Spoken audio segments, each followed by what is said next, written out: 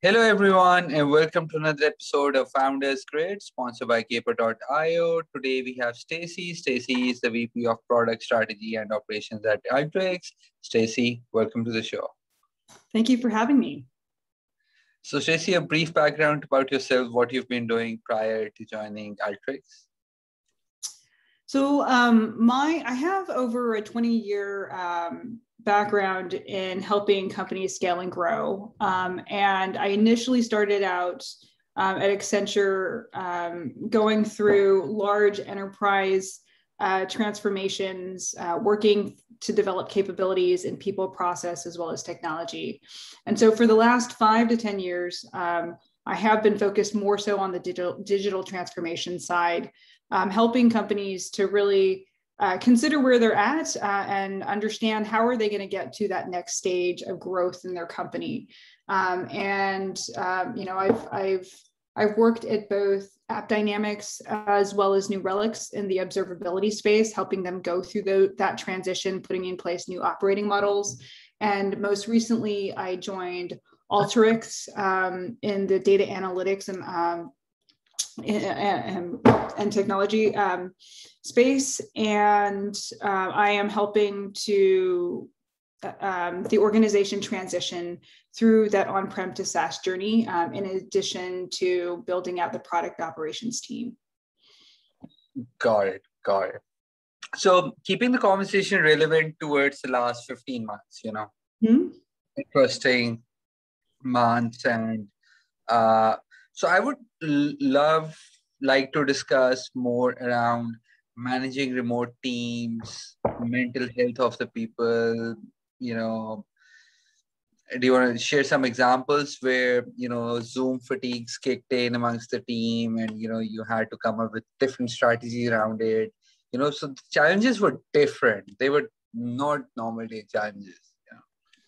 No, I think that we lose a lot of context by going remote. So I guess it first off, it depends on the DNA of the company. If the company was fully remote beforehand, then they transitioned well into a COVID environment. However, for those companies where they were like full-time in the office and there were strong relationships prior to that, transitioning into a remote work environment was a bit challenging. And if you have a stable employee base, those relationships probably were not challenged. And it was great that you had those strengths and ties as we went into lockdown. And the work that at hand from an execution perspective even became more productive.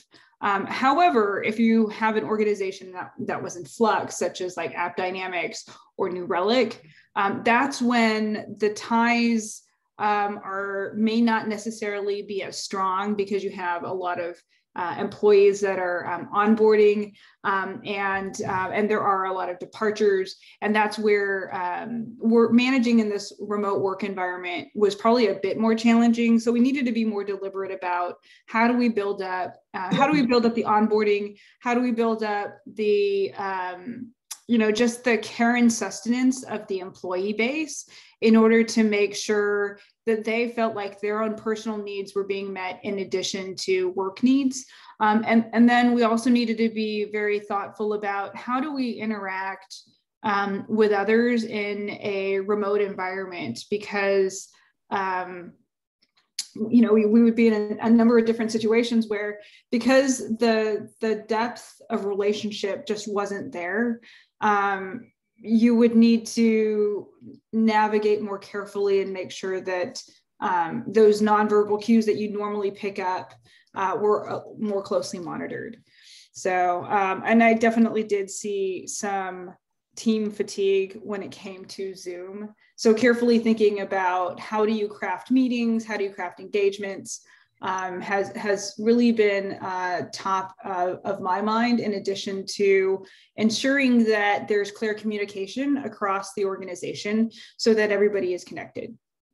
Got it. Makes sense.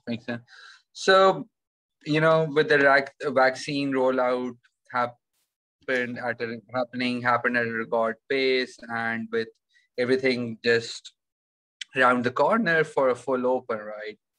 How do you see the world evolving? Do you want to go back to office? Do you see everyone going back to office? Do you think even if the hybrid model is sustainable? I mean, I see that there is an eagerness to be able to go back into the office. I mean, you see Google bringing up the dates of returning back to the office. You know, previously it was like, I think it was in the fall, and they brought it forward. We at Alteryx are opening our offices even sooner than we had thought. We're doing like a soft opening, even starting this week, but definitely I'm going to the Broomfield, Colorado Development Center in a couple of weeks, and we're doing a soft opening there for people who feel comfortable to meet in person. And I was surprised at the eagerness to meet face to face again. That being said, I think that there will be the hybrid model for the foreseeable future, if not into, into the long term. Jose Maria Barrero, Nicholas Bloom, and Stephen Davis from Stanford did a study where they found that only like 22% of all full work days would be supplied from home after the pandemic ends, compared to just 5% before. So that means that there is still kind of the impetus and the will to meet in person. That being said, I do think that there is a role for a remote workforce, and because of all of the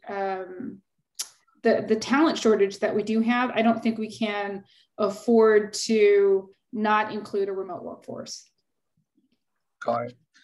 Last question, Stacie.